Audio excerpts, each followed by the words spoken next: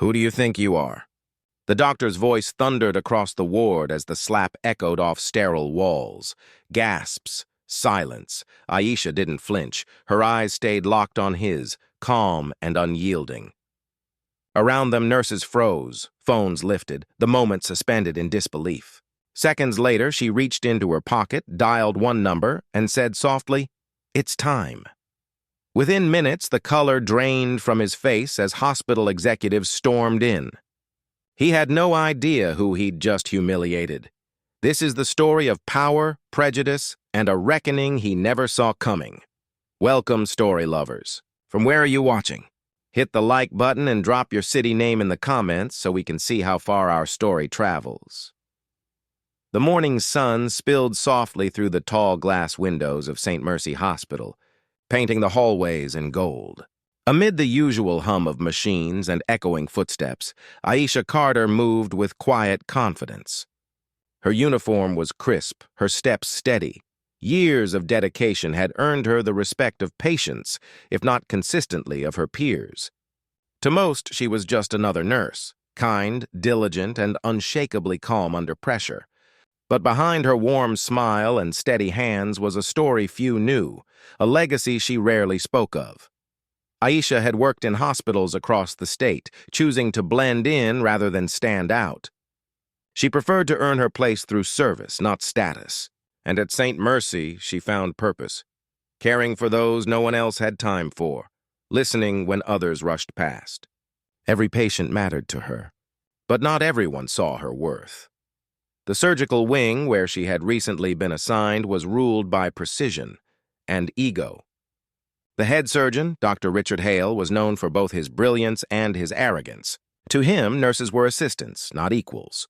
And for someone like Aisha, young, black, and quietly competent, his respect was something perpetually out of reach.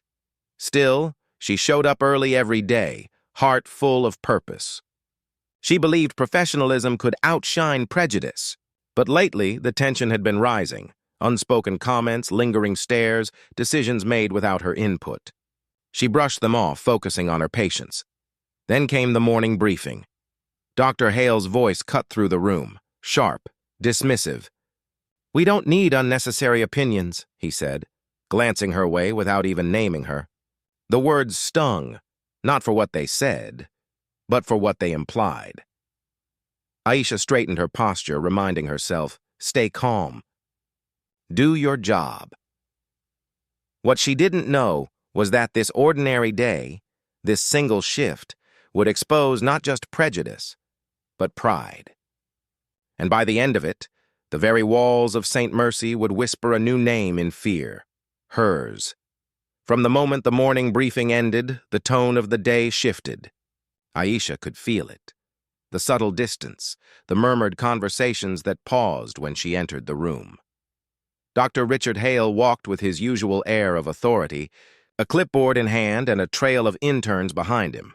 Every word he spoke carried weight, and every glance reminded those around him who was in control. Aisha followed her routine, tending to post-operative patients, checking vitals, and maintaining calm in the constant storm of the surgical floor.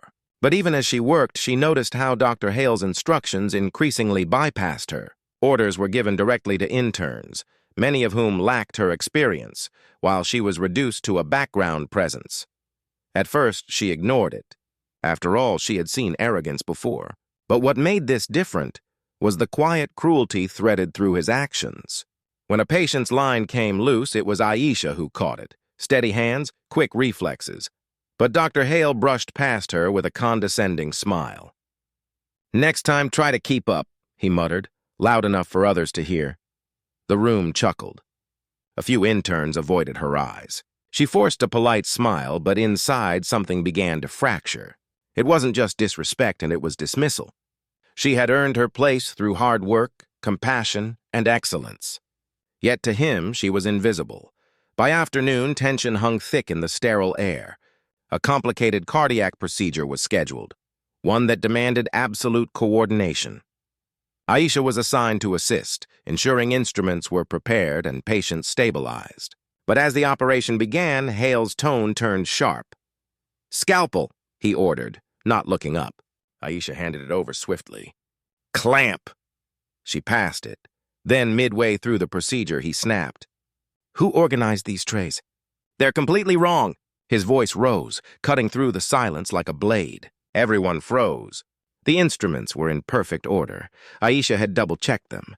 But Hale needed a target, and his eyes found her. You! Step back, he barked. If you can't handle basic prep, you shouldn't be in this room. The interns exchanged uneasy glances. Aisha's cheeks burned. She wanted to defend herself, to explain that nothing was misplaced, but she stayed silent, professionalism restraining pride. Still, her silence only seemed to fuel his temper. Minutes later, when a monitor beeped unexpectedly, Hale turned again. You see what happens when people like you don't follow instructions? The emphasis lingered. People like you. It wasn't just an insult. It was a wound. Aisha's composure cracked, if only for a moment. She met his gaze, steady, defiant. The room fell quiet, as if the walls themselves held their breath. After the surgery, whispers spread fast. Some admired her restraint. Others repeated Hale's words as if they were gossip. By the end of the shift, Aisha's reputation had been stained by insinuation. In the staff lounge, she sat alone, the hum of vending machines filling the silence. She replayed the day in her head, every slight, every insult disguised as instruction. Her phone buzzed with a message from an unknown number. Keep your head high. Some people forget who signs their paychecks. She frowned, confused. The number wasn't saved, but the words were oddly specific. She tucked the phone away, unaware of what was coming. The next morning, the tension would finally break. Not in whispered insults or subtle gestures, but in one public, humiliating act that would change everything. And when it happened, the entire hospital would witness it. And the man who thought he was untouchable would finally realize just how wrong he was. The next morning, the surgical floor buzzed with its usual urgency, but beneath it pulsed something heavier, like a storm waiting to break. Aisha moved through the ward with quiet focus, determined to keep her composure. She had weathered Hale's arrogance before, but today, something in his eyes was different, colder, sharper. Like he wanted to make an example of her. During morning rounds, a critical patient needed immediate transfer to the OR. Aisha acted fast, prepping the stretcher, alerting anesthesia, and coordinating with the ICU team. Everything was smooth until Hale arrived, striding in like a king entering his court. Why is this patient not in the OR already? He barked. She calmly explained, But before she could finish, his hand shot out. The sound was sharp. A slap. Clean. Echoing down the hallway. Time slowed. Gasps filled the air. A nurse dropped a tray. Interns froze where they stood. For a heartbeat, the hospital was silent, except for the ringing in Aisha's ears. She didn't stumble. She didn't cry. She just stood there, steady, the red mark blooming across her cheek. Hale's chest heaved, a smug certainty in his stance. He thought this was the end of her dignity. But it was the beginning of his undoing. Phones were already recording. A senior consultant stepped back in shock, and Aisha, calm, composed, simply reached into her pocket and pressed a single number. The look on his face would change everything. Dear audience, where are you watching from? Drop your city name in the comments. The silence after that call felt endless. Within minutes, the hospital director appeared, followed by 2 members of the administrative board. Confusion rippled through the staff as whispers turned into stunned realization. Dr. Hale's arrogance began to falter when one of them quietly asked Aisha to step aside, not out of reprimand, but respect. Moments later, the truth surfaced like a wave crashing down. Aisha Carter wasn't just a nurse. She was the silent investor whose name appeared on the hospital's founding documents. The daughter of St. Mercy's late founder, whose family still held majority ownership.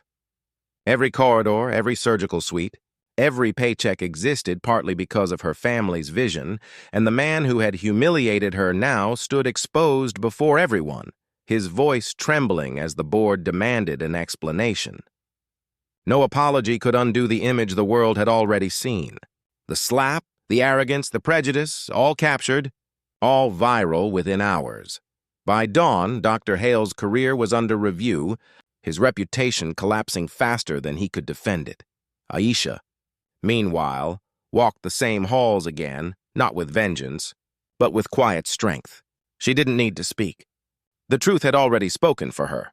That day, Saint Mercy learned that power doesn't always wear a title. Sometimes it wears a nurse's badge and a heart full of grace. And as the world watched, one question remained. How many more lessons must pride learn before respect becomes automatic? Thanks for watching. Subscribe for more powerful stories that open eyes and hearts.